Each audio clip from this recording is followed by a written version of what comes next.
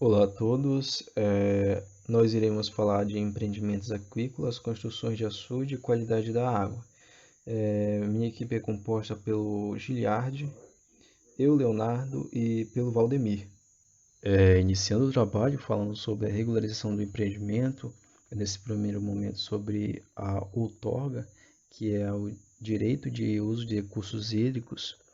Quem estabelece as normas em âmbito federal é a ANA, que é a Agência Nacional das Águas, no caso, se for utilizar as águas da União. Já em âmbito estadual, que eu vou me atentar agora em falar, que é a Secretaria do Meio Ambiente que estabelece as normas. Todas as normas em âmbito federal, elas estão descritas na Lei número 9.433, de 8 de janeiro de 1997. Já em âmbito estadual, a Instrução Normativa número 3, de 26 de março de 2014. A outorga ela é dividida em três modalidades, que é a outorga prévia, outorga de direito e dispensa de outorga. A outorga prévia ela é a solicitação da outorga. Ela tem finalidade de declarar a disponibilidade de água do local, só que ela não é a documentação necessária para poder usar o recurso hídrico. Já a outorga de direito, esse sim, esse concede o direito de uso da água no período determinado passível à renovação de 4 anos. E a dispensa de outorga, ela nada mais é do que um documento expedido pelo órgão competente do Estado, no caso acima, para a captação de água superficial abaixo do solo cujo volume não passe de 5.000 litros por dia. Nos casos de outorga de direito ou outorga prévia para a captação de água superficial para atividade aquícola, ela é necessário que encaminhe algumas documentações para, para a SEMAS, como por exemplo a Declaração Geral do Empreendimento, que é muito importante, é o mapa de localização, estimativa de perda de água, restrição fotográfica dos recursos hídricos, entre outros documentos que são necessários. Já no caso de dispensa de outorga, ela é solicitada quando o acúmulo de água anual não passe de 30 mil metros cúbicos. É necessário enviar alguns documentos, caso necessário, como o formulário D e o requerimento de relatório técnico simplificado. O requerimento de outorga, esse é um modelo de requerimento de outorga que tem que enviar para solicitar a outorga. O formulário C, de obras hídricas necessários para outorga. O formulário D, que é diluição de laçamento de afluentes. E o relatório técnico simplificado para a dispensa de outorga. Isso é necessário para solicitar a outorga. Para mais informações, tipo renovação de outorga, é só acessar o site, que eu estou deixando aqui, e também vou enviar esses anexos para vocês. Agora falando um pouco sobre licenciamento ambiental, quem estabelece as normas é a Instrução Normativa número 4 de 2013, ela que dispõe sobre a regularização e licenciamento ambiental de empreendimento de atividades aquícolas no estado do Pará. O licenciamento ambiental é dividido em três modalidades, que é o licenciamento ambiental simplificado, e a dispensa de licenciamento ambiental e licenciamento ambiental ordinário. Vou falar um pouco deles, de cada um. Bom, em relação à dispensa de licenciamento ambiental ou licenciamento ambiental simplificado, ordinário, ele é dividido de acordo com o tamanho. Por exemplo, um de pequeno porte tem que ter tamanho menor ou igual a 3 hectares, médio porte está entre 3 e menor ou igual a 50 hectares, e um de grande porte está enquadrado numa área de maior de 50 hectares. Isso para pisciculturas continentais, marítimas de viveiro escavado e barragens. Aí temos para outros tipos aqui também. O licenciamento ambiental simplificado, ele será aplicado para empreendimentos e atividades aquícolas de pequeno e médio porte em operação e para aquelas que ainda não estejam instaladas. O requerimento deverá ser protocolado na SEMA e deverá conter o requerimento padrão, modelo da SEMA, a declaração de informações ambientais, RG e CPF do proprietário, cadastro técnico de defesa ambiental e entre outros documentos como CAR, contrato social, comprovação de regularidade fundiária, entre outros. Esse é o requerimento padrão de licenciamento ambiental. Esse é o dia, que é a declaração de informações ambientais.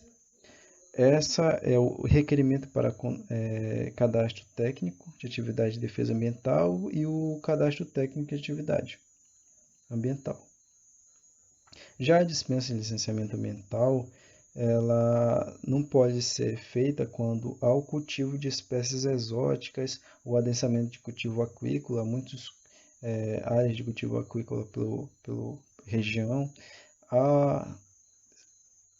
onde há floração de lençol freático, quando há barramento de cursos d'água ou floração recorrente de cianobactérias, ou necessite de supressão vegetal, o desmatamento. Já o licenciamento ambiental ordinário, ele necessita de todos aqueles documentos solicitados, esses documentos solicitados no licenciamento ambiental simplificado, mas os contidos no anexo 3, que é a caracterização da área de empreendimento, caracterização da atividade, produção de formas jovens, produção de formas jovens, que eu já falei, construção de instalações de barragens de terra e entre outros. Esses são mais alguns documentos que são necessários, como a declaração do plantel, a carta consulta e a relatório de informações ambientais anual, que é entregue anual, que é o RIA.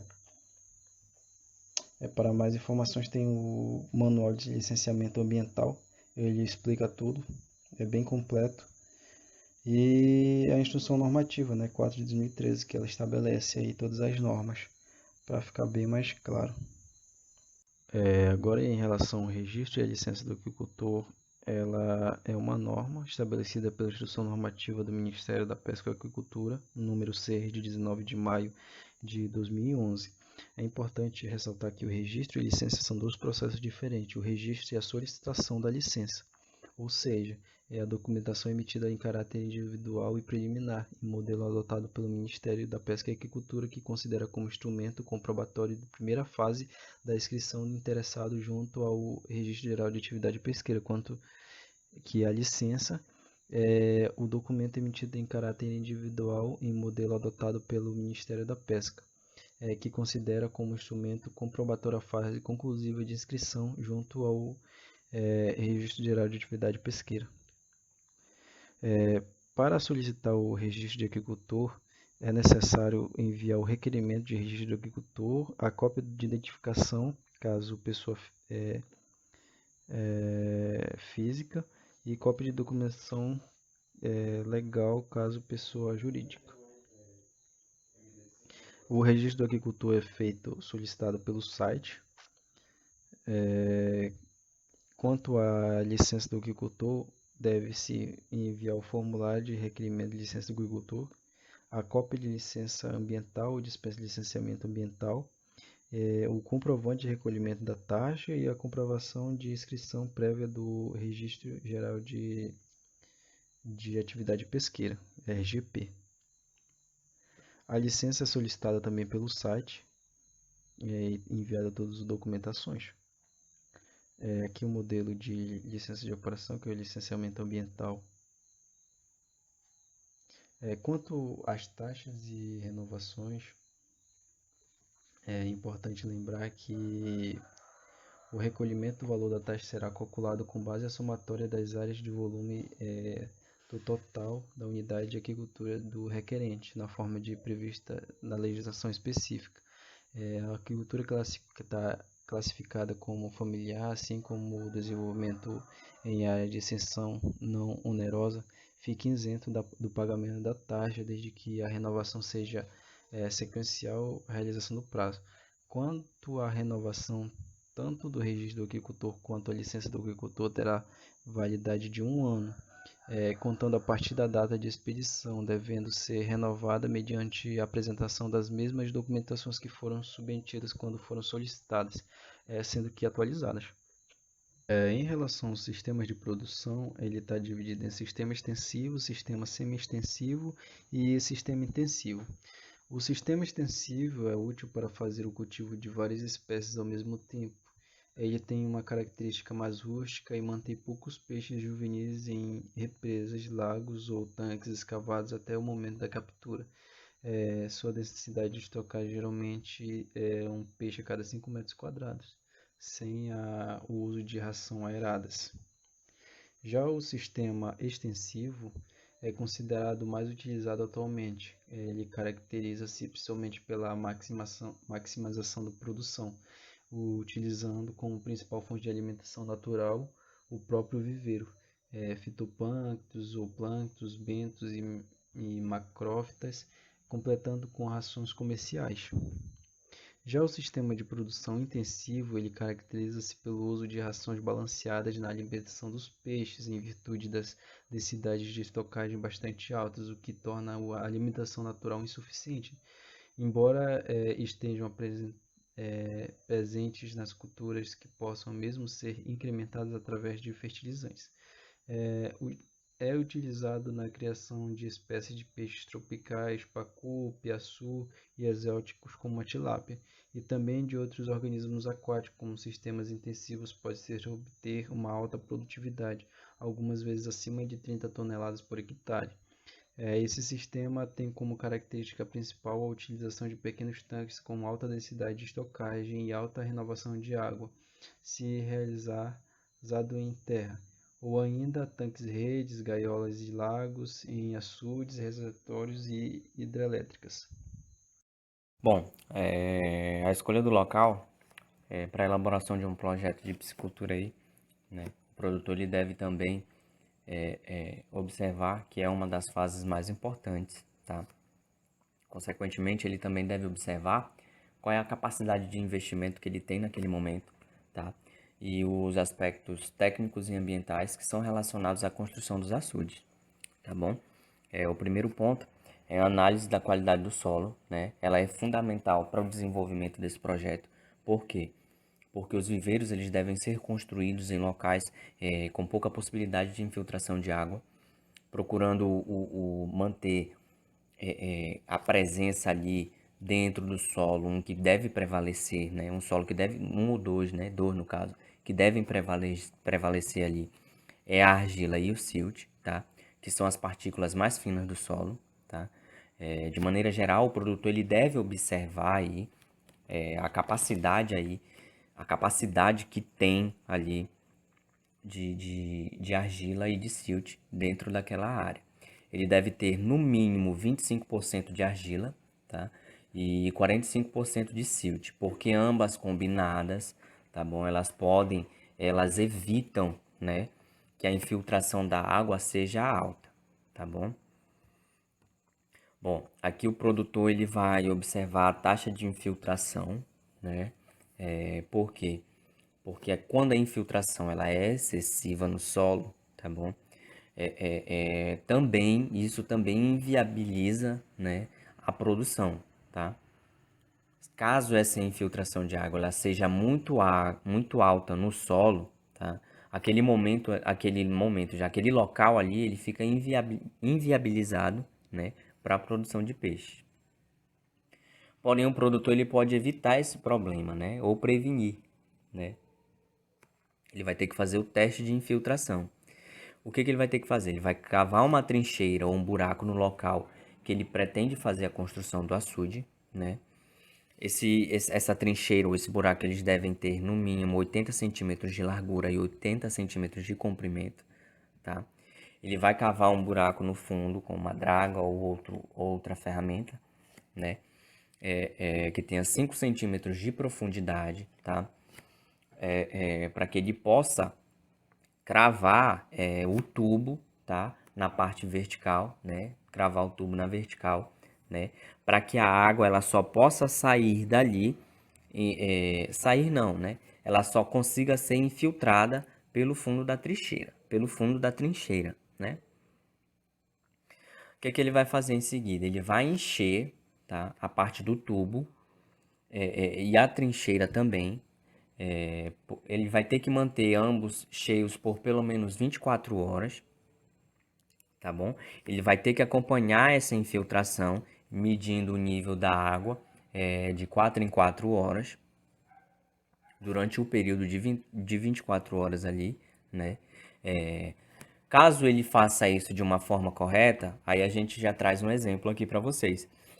Dentro dessas 24 horas, essa medição ela foi feita de forma correta, tá? E indicou uma baixa de 10 milímetros aí, tá? E o tanque, a exemplo, tem 1.000 metros quadrados, né? Para ser necessário, para que ele fique cheio durante todo o dia, né? Vai ser necessário que haja uma forma de bombeamento de água para lá de 10.000 litros por dia, tá bom? Aqui na segunda parte a gente já começa a falar um pouco para vocês sobre levantamento topográfico, né? Áreas planas ou quase planas, né? São as mais indicadas para a instalação da piscicultura. Por quê? Porque uma vez que é instalado em áreas planas, o produtor ele vai ter menos custo de produção, né? Ele vai ter um custo muito baixo ali, vai ter um custo muito bom, né? Para que ele possa produzir na área plana. Caso exija, né, o terreno seja muito inclinado, né? Vai exigir um gasto maior do produtor, tá bom? Para que ele possa instalar esse sistema de forma correta, né, ele pode fazer também um levantamento topográfico plano altimétrico, né, que nada mais é do que um mapa da área, que é feito por um técnico especializado, né, com um determinado equipamento de medição de área, tá? E o nível também do terreno vai ser medido, tá? Esse mapa ele permite que o produtor ele possa determinar o melhor desenho, né, ou um tamanho adequado para o açude que ele vai implantar na sua área, tá bom? Porém, ele não deve ver só isso aí. Ele deve avaliar também outros pontos que também são importantes. A exemplo deles, a gente vê o risco de inundação, tá? Em geral, ele deve escolher um local que não seja perto das margens, né, ou córregos de determinados rios que tem uma crescente muito alta quando que tem uma crescente muito alta quando em contato com a chuva aí nas épocas de chuva, né? Ele deve fazer essa escolha de forma correta. Ele deve ver também a questão da logística, né, de acesso ali para a área que ele está implantando o açude, tá? Para quê? Para que ele possa receber insumos, tá? Ou mão de obra, insumos ou mão de obra, né? E também para que ele possa escoar a sua produção, que isso vai ser fundamental, né? Para que ele tenha sucesso no seu negócio. Outro ponto importante também são as possíveis restrições ambientais, né? A escolha do local onde ele vai construir o açude, né? Ela deve levar em conta as restrições ambientais legais. Ele não pode ser construído próximo às áreas de preservação permanente, né?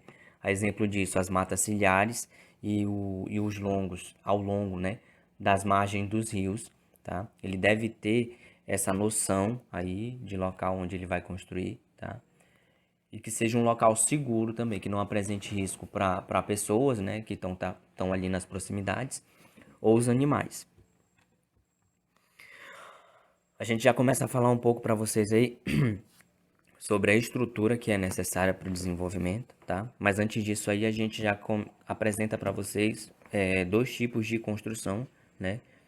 Que são os viveiros escavados, que são desenvolvidos a partir da retirada, né, da parte central da areia, ela é retirada da parte central, né, jogadas para a parte da encosta, né, levando aí as paredes, né, que são chamadas de taludes, e os açudes, que são as represas formadas a partir da construção dos levantamentos dos taludes também. Porém, nos açudes é permitido que a água que seja destinada para ele seja da água da chuva, né? Ou água de nascentes que tenham nas proximidades.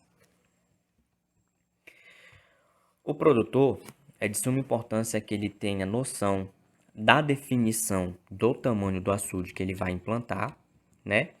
E da definição do formato que ele vai implantar. Na definição de formato, o mais comum é o formato retangular, né? Que ele facilita na construção, tá? E facilita também na parte da operação da despesca.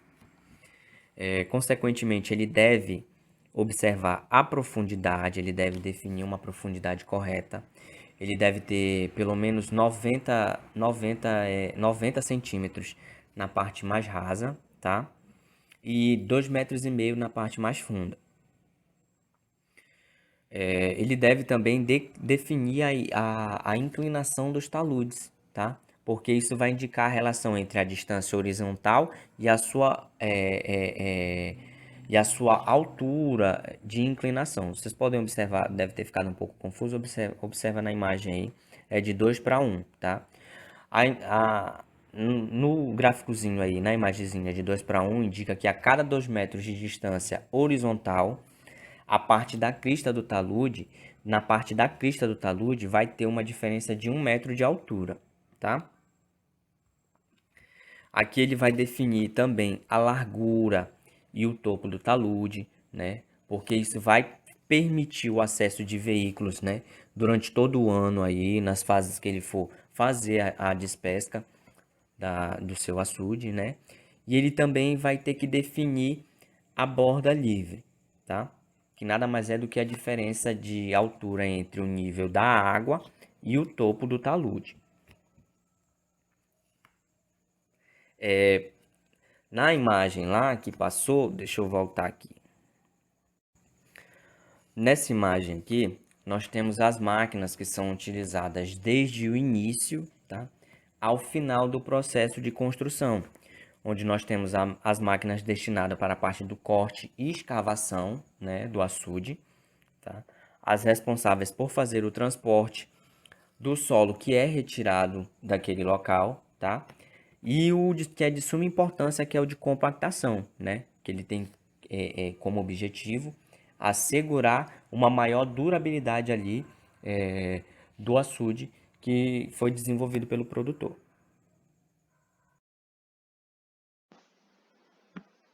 Continuando a apresentação, vou falar de algumas estruturas do viveiro, começando por aquelas que fazem a drenagem da água, né?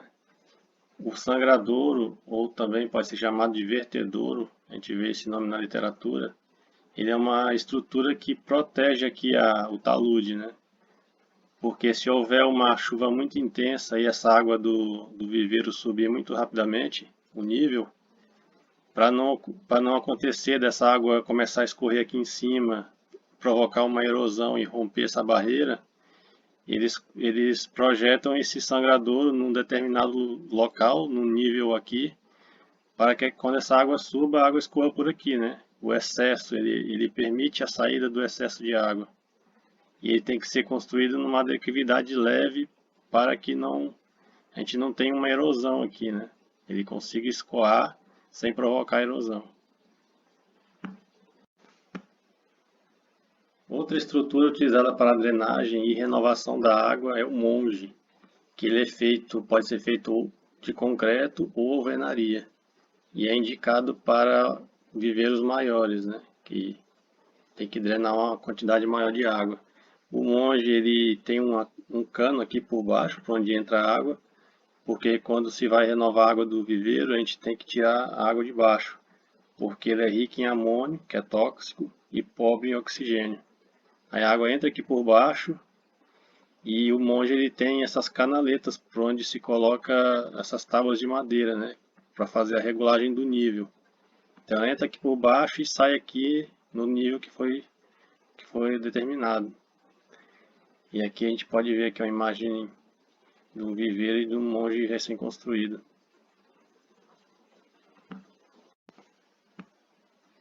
Outra estrutura utilizada para fazer a drenagem do viveiro é o cachimbo, que ele é feito com tubos de plástico. Aqui nesse sistema a gente vai ter um cano enterrado, né, que passa por baixo do talude, um joelho de 90 graus e aqui outra a parte vertical, que ela é composta por dois canos, um interno e outro externo com um diâmetro maior. Esse externo, a água só vai entrar aqui por baixo, onde tem essa tela. Essa tela é colocada para que não deixe os peixes saírem, né? Aí ela entra entre um cano e outro, no espaço entre um cano e outro, e sai em cima aqui no cano interno. A gente tem uma estaca, né, para dar suporte. E aí esse cachimbo ele pode ser interno, que a parte vertical fica dentro do viveiro, ou externo. A diferença do externo é que o externo ele tem uma curva de 90 também aqui, um pequeno pedaço de cano, ele é todo perfurado para a água sair, mas não permitir que os peixes saiam, né? E aqui a parte vertical, que indica o nível, ela fica do lado de fora do viveiro.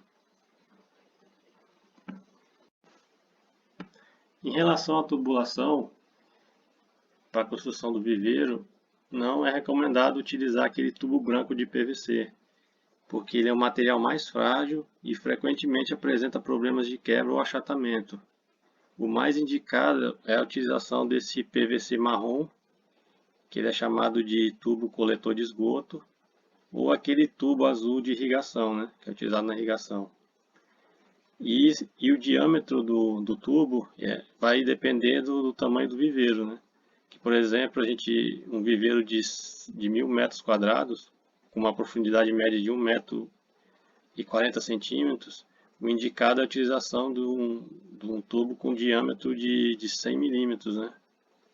E aí, conforme aumentar o tamanho do viveiro, a gente vai ter que utilizar tubos com diâmetros maiores, né? Em relação aos canais de abastecimento e drenagem, esses canais, se for um solo argiloso e bem estruturado, ele não precisa de ser feito com revestimento. Se for um solo mais arenoso, aí sim, a gente tem que colocar um revestimento para não ter erosão. Aqui a disposição dos viveiros, cada viveiro tem que ter a sua entrada de água independente, né? Para não ficar passando água de um para o outro.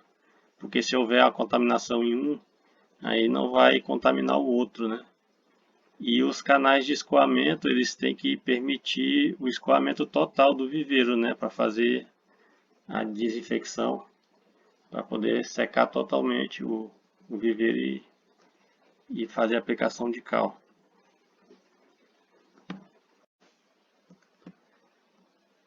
Na hora de abastecer os viveiros, a gente tem que fazer um tratamento dessa água, né? Fazer uma filtragem, para que não entre outros peixes e outros organismos que venham competir com a espécie cultivada. E aí a gente pode utilizar vários tipos de filtro. Tem aqui uma caixa de tela, né, no cano. A gente pode utilizar uma caixa com areia, brita e cascalho para fazer a filtragem, ou então colocar um saco na ponta um saco de tela na ponta de um cano aqui. Outra estrutura importante é o tanque de decantação, que ele ou pode ser chamado também de tanque de estabilização, que ele é recomendado para melhorar a qualidade da água depois que ela é utilizada na piscicultura, né, para poder devolver ao meio ambiente. Então utiliza-se esse tanque de decantação. Sobre a calagem, ela é importante para a piscicultura. Se for necessário elevar o pH da água do viveiro, aí a gente faz a aplicação de calcário agrícola, né? Aqui a gente tem uma tabela com uma recomendação. Por exemplo, se a concentração de carbonato de cálcio for menor que 10 mg por litro, aí o recomendado é aplicar de 300 a 400 gramas por metro quadrado, né? Ou a gente pode fazer a calagem para fazer a desinfecção dos viveiros entre um ciclo e outro, né? Desde que seja utilizado cal virgem ou hidratada. A fertilização ela é feita com o objetivo de aumentar a concentração de nutrientes na água do viveiro. Assim, a gente vai provocar um aumento da quantidade de fitoplâncton na água E esse fitoplâncton, ele serve de alimento para microscópicos animais chamados de zooplâncton.